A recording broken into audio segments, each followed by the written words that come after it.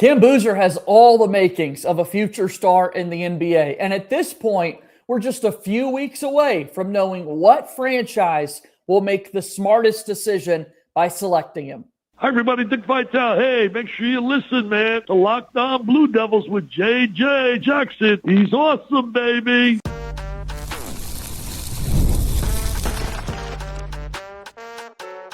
You are Locked On Blue Devils, your daily podcast on the Duke Blue Devils. Part of the Locked On Podcast Network, your team every day. Hello, everybody. Welcome into another episode of the Locked On Blue Devils podcast. My name is JJ Jackson. Thanks so much for being here with us today on Thursday, May 28th, 2026. Locked On Blue Devils is your one-stop shop where we discuss everything going on inside the life of Duke Athletics. On today's show, super excited to have my good friend Kevin Connelly from Ball Durham back with us to talk about the NBA draft nearing. What's up with Cam Boozer as he gets set to start his professional career? Isaiah Evans, Maliq Brown, they want to be drafted here in just a few short weeks. And then finally, we got to talk about what's happening in these NBA playoffs. Jared McCain is heating up. The San Antonio Spurs don't like it, so much so that one of the Brotherhood's own, Mason Plumlee, got involved in the activities. We'll talk about all that and so much more on today's show. So here's Kevin joining us on the program. Great to see you once again, my friend. And it's just a matter of weeks at this point until one of these NBA teams makes an incredibly thoughtful and smart decision in drafting Cameron Boozer. I hope you're doing well this morning, Kev. I'm doing great, JJ. Thanks for having me. And yeah, countdown is on to the NBA draft. Players have officially made their decision whether to stay in the draft or withdraw and return to college. Duke was impacted by that a little bit earlier in the week with John Blackwell withdrawing from the draft and coming to Duke after transferring from Wisconsin, a decision I think everybody expected him to make. Certainly I did after my conversation with him at the NBA draft combine. But yeah, now the attention turns to where are these guys going to be picked who are still in the draft. And Cam Boozer, I think everyone is expecting to hear his name third behind A.J. DeBonsa and Darren Peterson, whichever way you want to put those two at number one and number two. But there are some people out that are still going to make the case that Cameron Boozer could and should be a top 2 pick, although I think that's pretty unlikely just going based off of, DeBonsa and Peterson being those explosive guard/wing type players and Boozer being more of a forward. But certainly when you look at his credentials and his resume, stacks up with just about anybody in this class. Yeah, I mean, obviously these teams are going to make the decision that they feel is best for their franchise, and they've done a lot of evaluating of those other two names in DeBonsa and Peterson. But boy, you evaluate Cam Boozer. What do you not like about his game with how efficient he was in every aspect of the basketball season? His worst scoring output was 13 points in an ACC tournament championship game against Virginia and still found other ways to be impactful in that game. He had 30-plus scoring games when he was over that 30-point mark. You had in an exhibition to open up the season against Tennessee in their massive front court, his college debut, so to speak, goes for 23 points, 24 rebounds. I mean, it was just unbelievable night after night, the level of consistency you got out of Cam Boozer in one of the toughest schedules that we saw in the entire sport, and nobody could slow this man down. Yeah, I think there's a couple of things, JJ, going through the stats. I think the one thing that's going to pop out at you and can it translate to the NBA, and, especially when he was listed at 6'9" in the NBA, is that a 3? Is that a 4? But he shot 39% from 3-point range. Like, that's the big thing. Can that carry over to the next level? And remember the conversations we were having early in the season in November when it was, can Cam Boozer score against height? Can he score against guys that are taller than him? That was a legitimate conversation that we were having in early to mid to late November. And boy, did those questions evaporate and not get talked about they got very quickly thrown out the window. So that's obviously something he's going to deal with in the NBA again, because what's he going to play? Is he going to be a 3? Is he going to be an undersized 4? Like, where is he going to fit in to an NBA roster, given that, yes, he's on that edge of 6'9", 6'10", and we'll see how it certainly fares. All right, so we're taking a look at this draft and the top 3 picks. Like we said, you've got Washington there that wins the draft lottery. Super exciting for them. Utah number 2, Memphis 3, Chicago 4. A lot of people starting to put Cam Boozer third to the Memphis Grizzlies, who are trying to figure out exactly who they want to be going into this new season. After last offseason, you trade away Desmond Bane. This season, Jaren Jackson Jr. is traded away to the Utah Jazz in the middle of the year.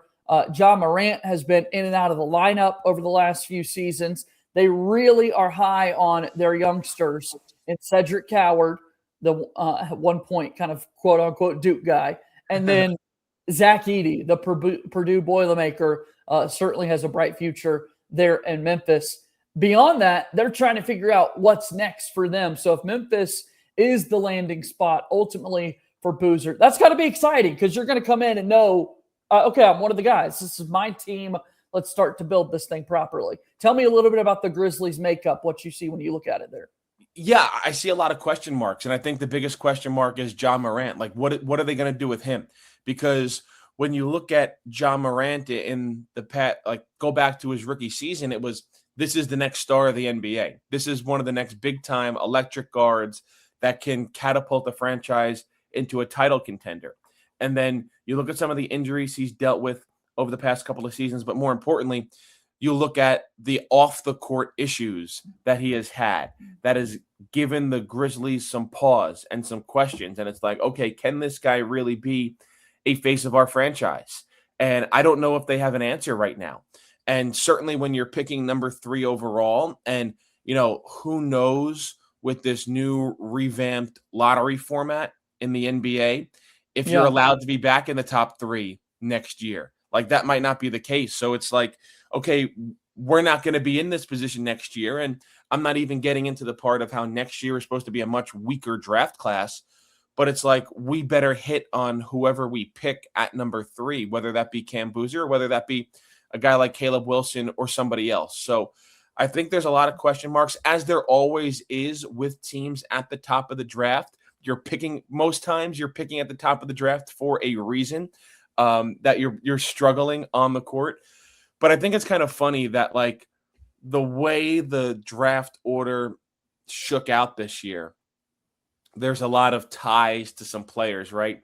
AJ DeBonsa, who right now I think is the presumptive number 1 overall pick. Well, the Utah Jazz miss out on the number 1 pick, and the Utah Jazz and their ownership was a big reason why he ended up going to BYU, because they funded BYU's NIL. Oh, then you look on the other side, Cameron Boozer, obviously his dad, Carlos Boozer, has a long history in the NBA with the Utah Jazz, who are number 2 and more likely in a position to take Darren Peterson. And also, oh, by the way, the Chicago Bulls, who are number 4 and might miss out on Cameron Boozer by a pick. So it's kind of funny. Everything in the NBA and all that is a small world. But yeah, those 2 teams that have ties to the Boozer families, maybe 1 pick too high and 1 pick too low to try to get them. Yeah, Cam might be sandwiched in the middle of the 2 franchises that his dad spent the most time playing with there. Thinking about where he could possibly end up, there's another team that really wants to climb the charts and possibly make a move. The latest report, super interesting with where Cameron Boozer could end up when draft day comes along. We'll talk about what's next for the future Duke star when Locked On Blue Devils continues here in a moment. Locked On Blue Devils here today is brought to you by our friends over at Indeed. Workplace chaos, deadline stacking up, inbox overflowing, and the one position you have to fill is still sitting open. When the pressure's on and you need the right hire, this is a job for sponsored jobs. Indeed Sponsored Jobs helps you reach the people who actually fit what you're looking for. Skills, experience, location, so you're not just hoping the right candidate stumbles across your post. And here's a stat that says it all. In the minute I've been talking to you, companies like yours made 27 hires on Indeed, according to Indeed data worldwide. So if you're hiring, spend less time searching and more time interviewing candidates who check all your boxes with Indeed Sponsored Jobs. Listeners of this show will get a $75 sponsored job credit to help get your job the premium status it deserves at Indeed.com/podcast. Just go to Indeed.com/podcast right now and support our show by saying you heard about Indeed on Locked On Blue Devils right here on this podcast. Indeed.com/podcast. Terms and conditions apply. Need to hire? This is a job for Indeed sponsored jobs, a proud sponsor of Locked On Blue Devils. All right, let's keep going forward on the show today. Kevin Connelly from Ball Durham's with me today. We're talking about an NBA Draft Thursday, a few weeks away from Cameron Boozer hearing his name called within the first few picks. Duke continues to put out top 3 picks in the NBA draft. More on that in just a moment. But thinking about landing spots potentially for Cameron Boozer, the Memphis Grizzlies currently hold on to number 3, and Brett Siegel, an NBA insider and reporter, has put out to the world, talked about Brett Siegel's reports with Jon Scheyer being on the short list of candidates for both the Chicago Bulls and the Dallas Mavericks. Now the latest reports are that the Oklahoma City Thunder, who are in the Western Conference Finals, won last season's NBA championship, very well could go back-to-back, have the 12th and 17th picks in this year's draft. And if certain contract situations get a little expensive for them, they could package those 2 picks and entice potentially the Memphis Grizzlies to trade up to number 3. And the reports are that executives say the Thunder really like Cameron Boozer. How about that, man? JJ, this is the deal that we've all expected for some time now, right? And I'm not talking about specifically for Cameron Boozer, but it's been the Oklahoma City Thunder being able to move up to the top of the draft. I know they had a chance to get a top pick if the Clippers, if they had a little bit of a higher pick and had better odds in the lottery. You get into pick protections each and every year, man, and then things get super crazy with where the picks ultimately end up. There was legitimately a path for the Oklahoma City Thunder to have the number 1 overall pick this year, and right now they're the favorites to win the NBA Finals, up 3-2 right now in the West against the Spurs, and then obviously they'd play the Knicks if they won in the Finals, and they'd be a favorite if they got there. So. But with all the picks that they have in the future too, right? Whatever the number is now, this is the deal that everyone's expected for some time, that they're going to package all these picks, move up, and take a big young star. You look at what they did at the trade deadline. Granted, they didn't give a lot of these high picks, but with Jared McCain. I mean, Philly kind of punted on Jared McCain. He was injured. He didn't have the greatest start to the season. They sent him to the G League, and then they punt on him and trade him to the deadline, and now look what he's doing with the Oklahoma City Thunder. So at some point, Oklahoma City's going to have to trade these picks, JJ. Like, they can't take a player with every single one of these picks. It's not possible, and they can't play. And you mentioned the contract situations. I mean, I don't know off the top of my head what their contract situation's like, but Shai Gilgeous-Alexander is getting the maximum contract that you're allowed to get in the NBA. Chet Holmgren is probably getting that same type of contract. Then where else do they go? You have these other young superstars, budding superstars on their roster. They can't keep them all. They need really good players on young contracts, like a Jared McCain, who is still on his rookie deal. It's possible that they can try to package some picks and move up. Can they get all the way up to 3? Would somebody else want them to get up to 3? I know Memphis has to look out for the best thing of their franchise, but it's also a team in the Western Conference. They also one day hope to be competing with the Oklahoma City Thunder for Western Conference championships. Do you want to give them more ammunition to continue their young dynastic run here in the NBA? Yeah, the Thunder are so deep. I mean, the depth that they've got is insane to watch. And the big financial decisions that they've got this season are the markets that Lou Dort and Isaiah Hartenstein are going to warrant and could possibly, price themselves out of a return to Oklahoma City, which in this report is one of the reasons why front court depth and just size, strength, everything is where it comes to be. Because, Hartenstein and Dort, 2 pretty big roster decisions OKC's got to figure out, Kevin. Yeah, now you look at this guy, Mitchell, who just dominated against the Lakers, and I'm not going to say he was a unknown. And if you just do numbers, the 12th pick and the 7th, that's 2 players. At some point you're going to start running out of legitimate roster spots. So why not package those 2 picks to get 1? they can't draft them all. And I just looked up here on my phone, like, in 2027, they're supposed to have 3 first-round picks too. They could swap with the Clippers.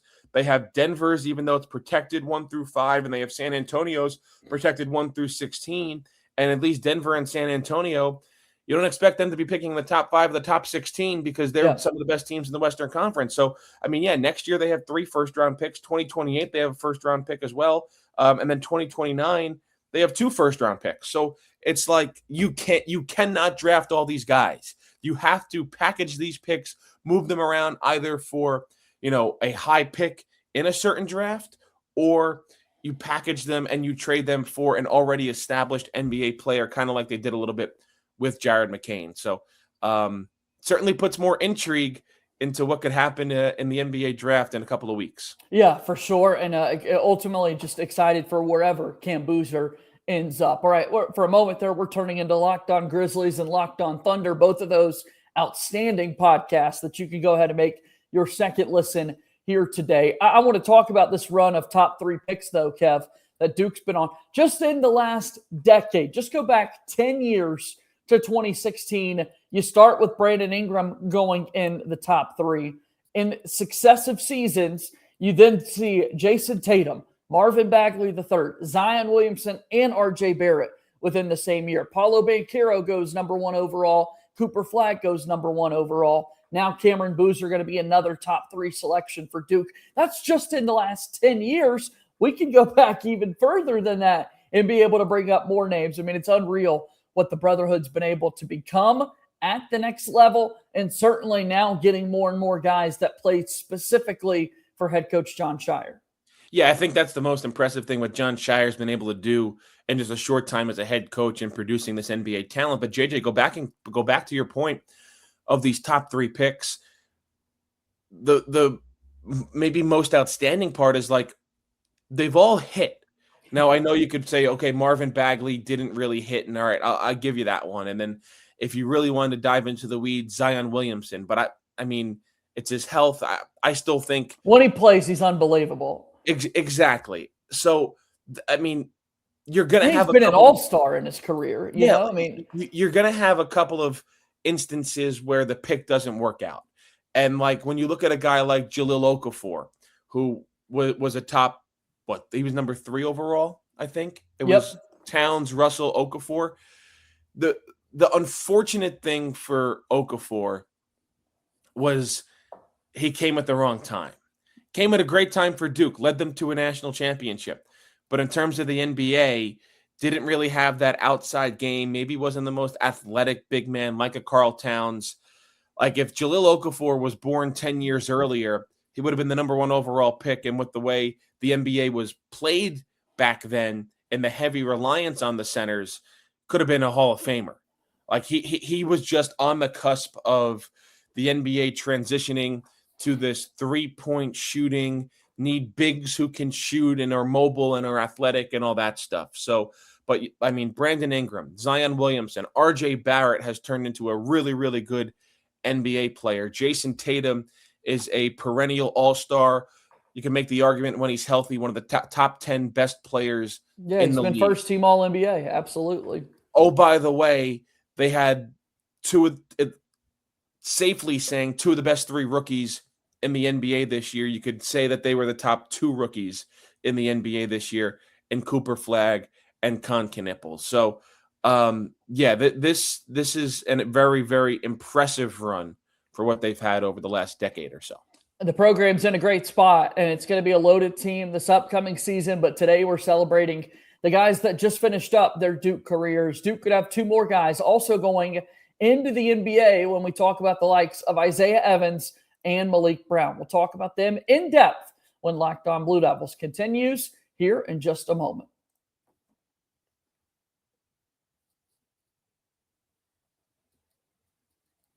All right, guys, thank you so much for making Locked On Blue Devils your first listen and your first watch here today. For your second listen, I teased it a little bit ago. We've been talking a whole lot about the Thunder and the Grizzlies. You could certainly go check out both of those shows, Locked On Grizzlies, Locked On Thunder, to hear their NBA draft plans and whether or not one of these Duke guys could be in the mix there. Also, I'd encourage you to consider checking out Locked On Sports Today, our network-wide show that covers all of the biggest stories and topics in the wide world of sports. Go check that out wherever it is that you get your podcasts.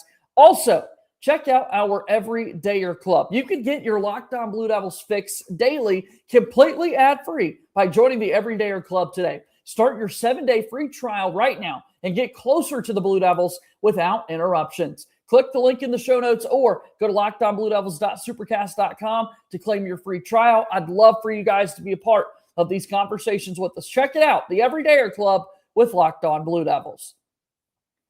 Okay, now we got to talk about Isaiah Evans and Maliq Brown, as I'm hanging out with Kevin Connelly from Ball Durham, and these guys are hopeful to start their NBA careers in a few short weeks. Isaiah Evans has positioned himself as a first-round pick. We'll see exactly where he goes.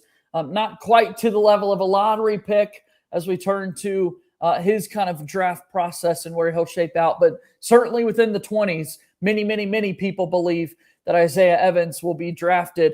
I want to see him in New York. I would love to see this guy playing in the Garden each and every night, Kevin. I'm going to throw that one out there right away.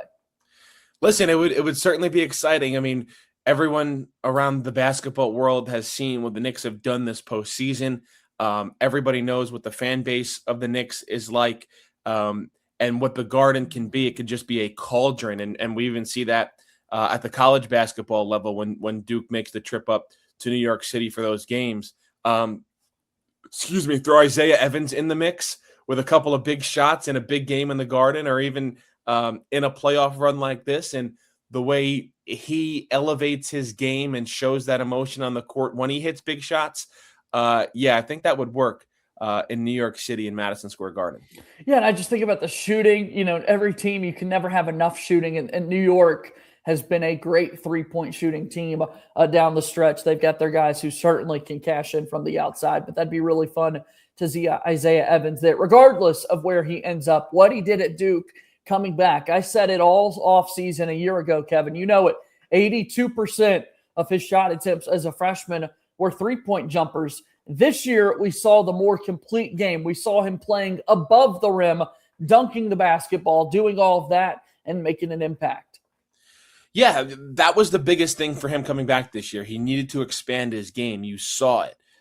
You saw him just not be three-point reliant.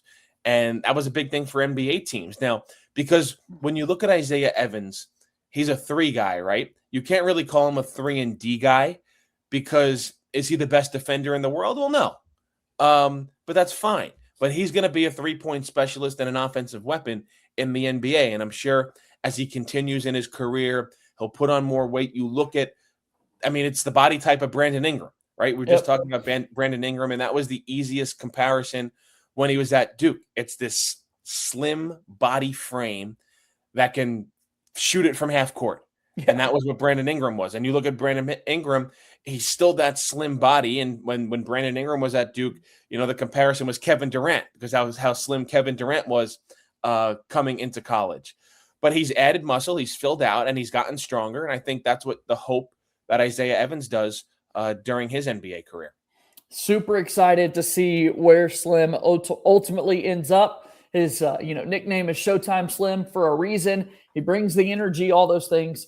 And I think an NBA team is going to be very, very lucky to draft him. All right, Maliq Brown, somebody that has been putting together impressive individual workouts for teams. Again, his stats are not impressive because that's just not the type of player he was. But watch the man play defense, and teams are going to want to draft him. Watch him hustle, watch him rebound, watch him be active in the dunker spot. Like, there is a place for Maliq Brown at the next level. And more teams are seriously starting to consider him as a second-round pick. We've seen Duke guys in recent years, Kevin, that go undrafted but immediately have a deal in place to sign an NBA contract as soon as it concludes.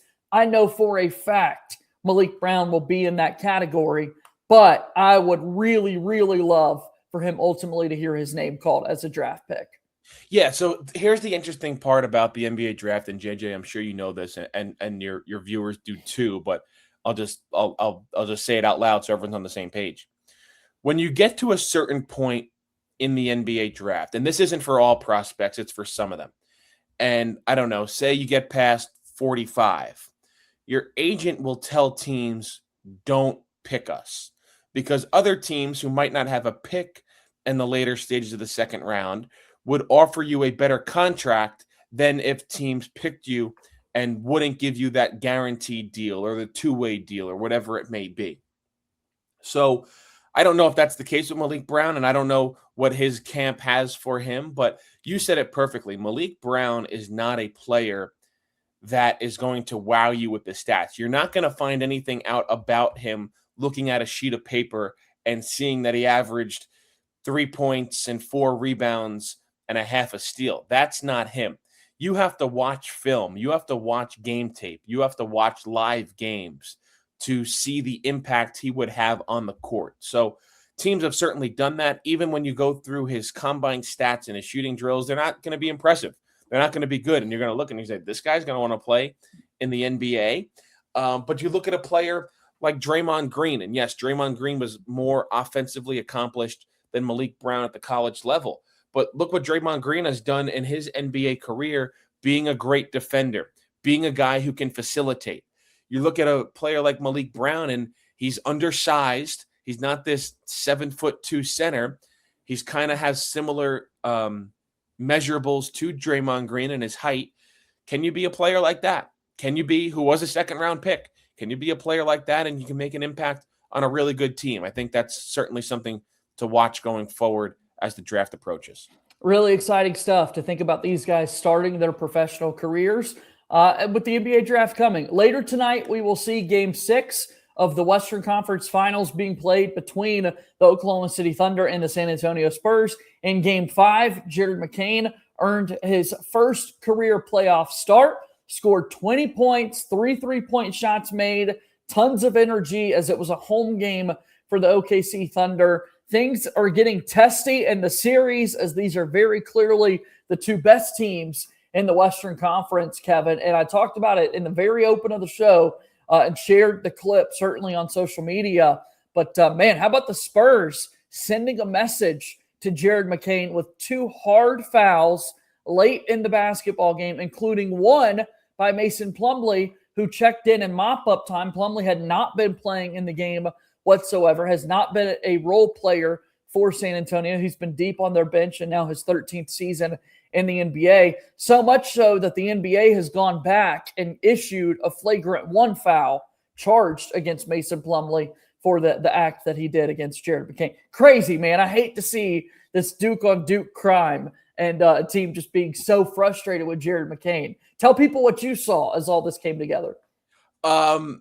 I saw this similar than what you just explained, but I saw, I don't want to be too harsh, but coaching malpractice from Oklahoma City. Like, this guy's a starter. There were no other starters in the game for Oklahoma City. And I know Jared McCain has typically come off the bench, but due to some injuries, he got put in the starting lineup. Why was he still out there? Like, the game was over. He's been playing so well. San Antonio pulled everybody. I mean, if this is a guy that you expect is going to be a starter for you in Game 6 and potentially a Game 7, which I'll be honest, I'm rooting for. I want a Game 7. I think that'd be really cool. These are 2 really good teams. Let's get a winner take all. I don't know why he was out there on the court. I can't give a really good reason for you, and it almost backfired. Luckily, he didn't get hurt in those couple of fouls, and he'll be out there again tonight. All right, we'll see how it all goes, and certainly got a lot of Duke things to be cheering for today and in the days to come, certainly. Kevin, it is great to see you as always, my friend. Tell people about all your work that you do and where people can follow along and support you. Yeah, JJ, we got a great team over at balldurham.com covering Duke from every single possible angle. Sure, we even get some K Academy clips that we gotten over the past couple of days out there and breaking those down. So balldurham.com for all your latest Duke news. All right, that's Kevin Connelly. We'll talk to you soon, man. Enjoy your weekend. Thanks, JJ. You too.